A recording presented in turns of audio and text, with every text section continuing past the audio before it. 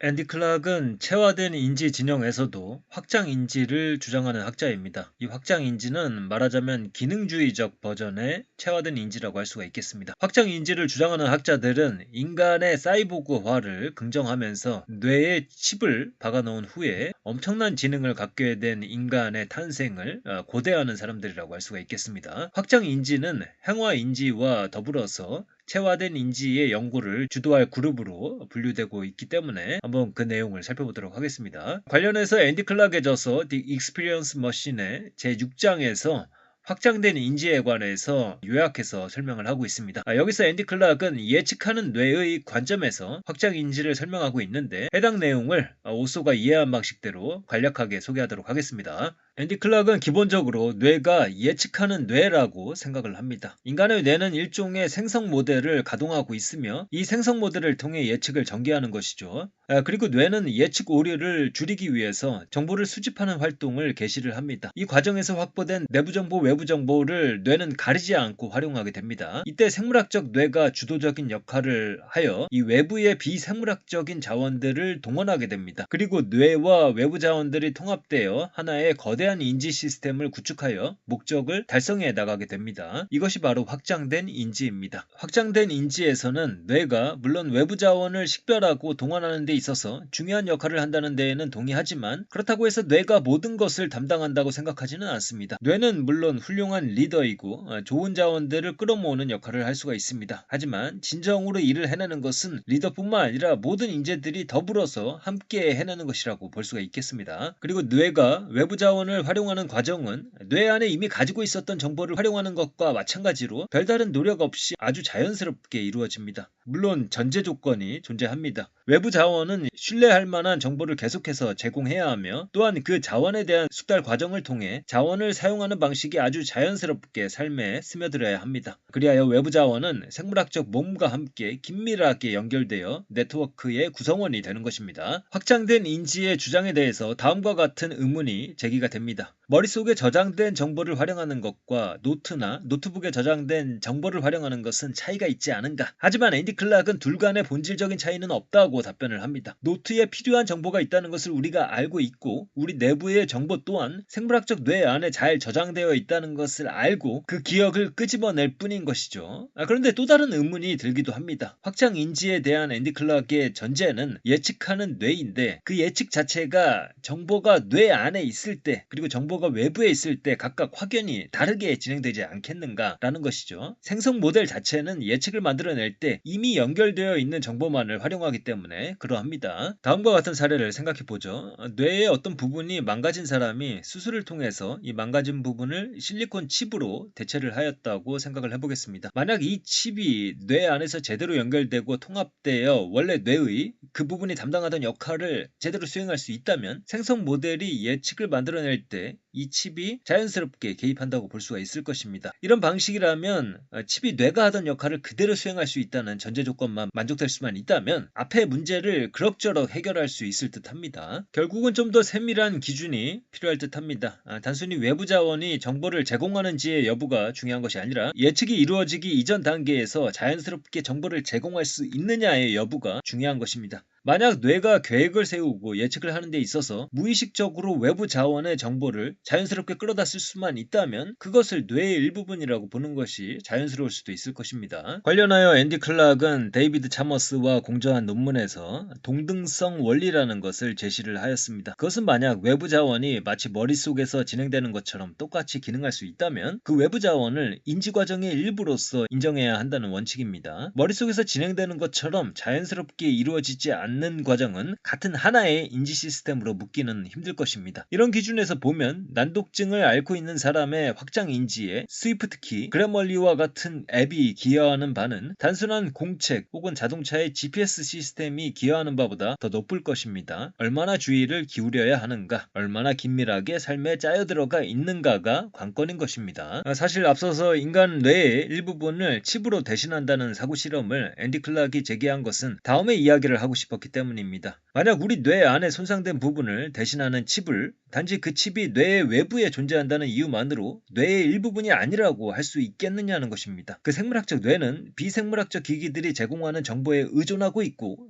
그것이 더 중요한 것 아니겠는가? 앤디 클락은 고정된 관념을 벗어나서 다양한 형태의 인지적 시스템들을 고려할 필요가 있다고 주장을 합니다. 우리 자연계 안에서도 인간과 다른 형태의 구조를 가지고선 인지 과정을 해내는 생명체들이 많이 존재합니다. 그리고 우리 인간조차도 뇌가 나홀로 인지 과정을 담당하는 것이 아닙니다. 예컨대 장 안에는 5억 개 이상의 신경세포가 존재할 뿐만 아니라 그 장 안에 서식하는 박테리아조차도 인간의 정서와 인지에 영향력을 끼치고 있습니다. 따라서 인간과 비인간의 경계는 모호한 것이며 이를 깨닫게 되면 자연스럽게 진짜 인간이란 무엇인지 되묻게 되는 것입니다. 이로써 확장인지는 포스트 휴먼 논의에 참전하는 한 가지 주요한 진영이 됩니다. 다음으로 앤디 클락과 데이비드 차머스가 공저한 논문을 살펴보도록 하겠습니다. The Extended Mind라는 논문에서 이들은 마음이 몸 안에 국한된다는 기존의 통념에 도전하고 있습니다. 이들은 마음이 결코 우리 몸의 피부와 두개골 안으로 국한되지 않는다라고 강력하게 주장을 합니다. 먼저 테트리스 게임에 대해서 생각을 해보겠습니다. 새로운 도형이 화면에 등장을 합니다. 이 도형이 기존에 쌓여진 도형들과 잘 들어맞는지 확인하기 위해서 세 가지 방식을 생각할 수 있습니다. 먼저 첫 번째로 마음속에서 가상으로 도형을 맞추어 보는 방식이 있고요. 그 다음에 이제 세 번째를 보시면요. 이식된 컴퓨터를 활용해서 가상으로 도형을 맞춰보는 방식이 있습니다. 그래서 이 첫 번째 방식과 세 번째 방식은 내부 자원을 활용한다는 측면에서 동일한 방식입니다.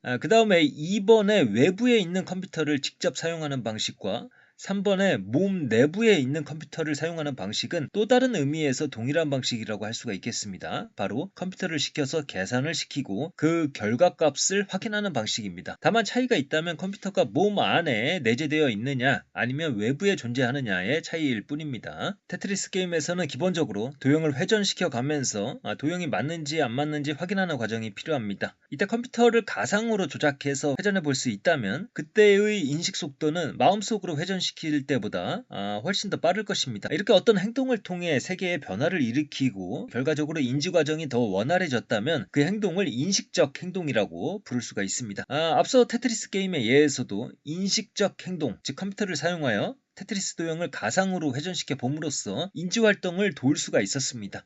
다시 말해서 테트리스 게임을 시뮬레이션한 컴퓨터는 우리 뇌와 마찬가지로 인지과정에 동등하게 참여하고 있는 것입니다. 다음에 스크래블 게임의 예를 다시 한번 생각을 해보겠습니다. V로 시작을 해서 세 번째 글자가 R이 나오는 단어를 생각해 둬야 합니다. 순수하게 머릿속으로 이리저리 단어를 짜맞춰 볼 수도 있겠지만 손으로 이리저리 문자가 적힌 타일을 맞춰보면서 단어를 떠올릴 수도 있을 것입니다. 예를 들어 손에 잡힌 I를 두 번째 위치에 맞춰보고선 이내 바이러스를 떠올릴 수도 있을 것입니다. 이때 타일은 생각의 도구가 아닙니다. 우리의 생각은 타일에 종속됩니다. 그러므로 손으로 타일을 이리저리 조작해보는 행위는 그 자체로 인지활동의 한 부분입니다. 그래서 정리를 하자면 인간 유기체는 외부 존재와 함께 하나의 인지 시스템을 구성하게 됩니다. 이 구성 요소들은 모두 인지 시스템 안에서 인과적 역할을 담당하며 공동으로 행동을 관장하게 됩니다. 여기에서 중요한 것은 인간의 몸이나 외부 산물이나 인간의 인지 시스템에 참여하는 한 동등한 요소로서 인정되어야 한다는 것입니다. 두개골과 몸의 피부가 경계선이어야 할 이유가 구태여 있을까요? 우리의 선입견 아닐까요? 인지에 있어서 중요한 것은 그것이 본질적으로 무엇을 하는지일 것입니다. 그것이 안에 있는지 바깥에 있는지는 중요하지 않습니다. 이렇게 인지를 결정하는 것이 우리의 바깥에도 존재한다는 주장을 외재주의라고 분류할 수 있을 것입니다. 앤디 클락과 데이비드 차머스는 이 지점에서 인지를 의식과 구분하고 있습니다. 일반적으로 사람들은 인지와 의식을 동일시하기 때문에 직관적으로 우리의 의식이 도구로 확장된다는 생각에 거부감을 갖습니다. 하지만 이 단락에서 저자들이 주장하는 것은 인지가 확장된다는 것이지 의식이 확장된다는 뜻은 아니라는 것입니다. 우리 뇌 안에서 이루어지는 인지활동조차도 의식의 개입 없이 이루어지는 경우가 많이 있습니다. 기억을 불러일으킨다던가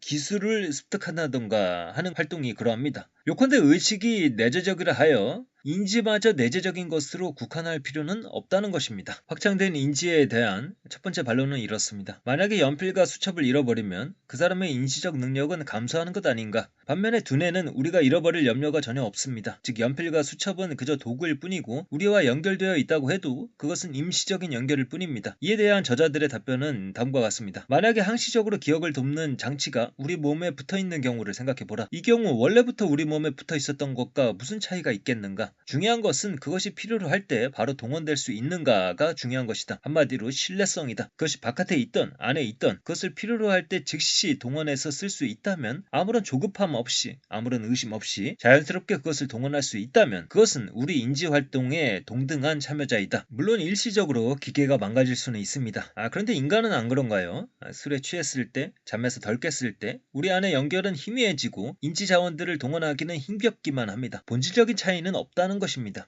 저자들은 확장된 인지에 이어 확장된 마음에 대해서도 조심스럽게 주장을 하고 있습니다. 우선 마음의 일종인 믿음에 대한 논의입니다. 인가라는 사람이 뉴욕 현대미술관의 전시회를 찾아가려고 합니다. 그는 잠시 생각하다가 미술관이 53번가에 있다는 것을 기억하고선 53번가로 걸어갑니다. 이때 인간은 미술관이 53번가에 있다는 것을 믿고 있습니다. 아니, 미술관이 53번가에 있다는 사실을 상기하기 이전에도 그녀는 그것을 믿고 있었습니다. 그것은 잠재적 믿음이라고 합니다. 혹은 성향적 믿음이라고도 하죠. 그리고 단지 기억을 회상함으로써 그러한 믿음에 접근한 것이고 이로써 잠재적 믿음이 발현된 것입니다. 이번에는 알츠하이머병을 앓고 있는 오토의 사례입니다. 오토는 모든 기억을 노트에 의존합니다. 새로 얻은 기억은 노트에 기록하고 오래된 기억은 노트를 찾아보는 식으로 활용을 합니다. 기억에 관한 한 노트는 오토의 생물학적 뇌를 대신합니다. 그리고 오토 또한 전시회장을 찾아가고자 합니다. 오토는 노트를 찾아보고 미술관이 53번가에 있다는 정보를 얻고 53번가로 향합니다. 자, 여기서 오토는 실제로 53번가로 걸어가는 행위를 하고 있고 지금 이 순간 미술관이 53번가에 있다는 것을 믿고 있습니다. 인가의 사례와 마찬가지입니다. 단지 차이점은 인간은 머릿속 기억을 떠올림으로써 미술관이 53번가에 있다는 것을 믿고 53번가로 걸어갔다면 오토는 노트에 있는 기록을 살펴봄으로써 미술관이 53번가에 있다는 것을 믿고 또 53번가로 실제로 걸어갔다는 것입니다. 따라서 오토 또한 인가의 경우와 마찬가지로 노트에 있는 기록을 찾아보기 전에 잠재적으로 미술관이 53번가에 있다는 것을 믿고 있었다고 봐야 합니다. 즉 두 경우 모두 동일한 믿음 상태입니다.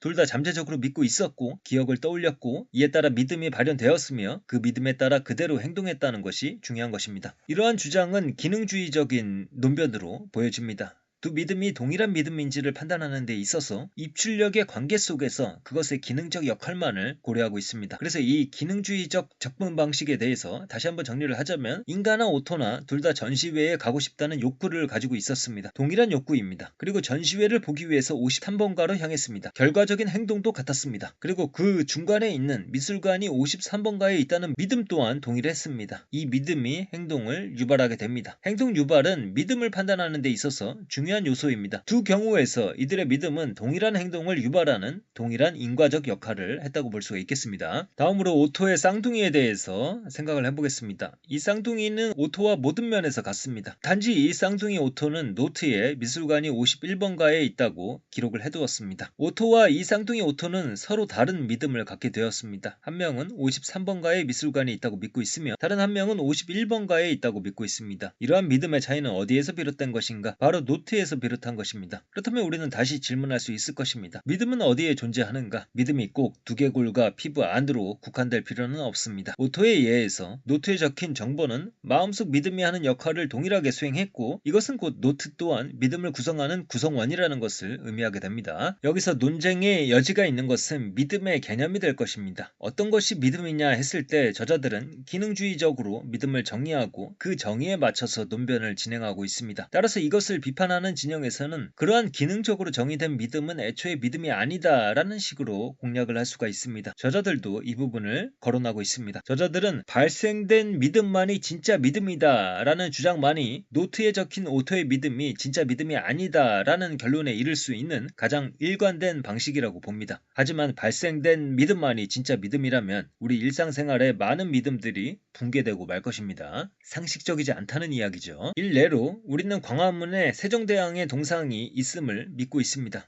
그런데 우리가 그 동상을 떠올리지 않을 때, 즉 발생된 믿음이 아닌 상태에서는 그 사실을 믿지 않는다고 할 수가 있을까요? 조금 전에 세종대왕 동상 이야기를 꺼내기 이전에 여러분들은 세종대왕의 동상이 광화문에 세워져 있었다고 믿지 않고 있었나요? 그렇지는 않을 것입니다. 그 다음에 저자들은 사회적 인지에 대해서도 이야기를 하고 있습니다. 처음에 확장 인지를 다루었고 그것의 사회적 버전인 것입니다.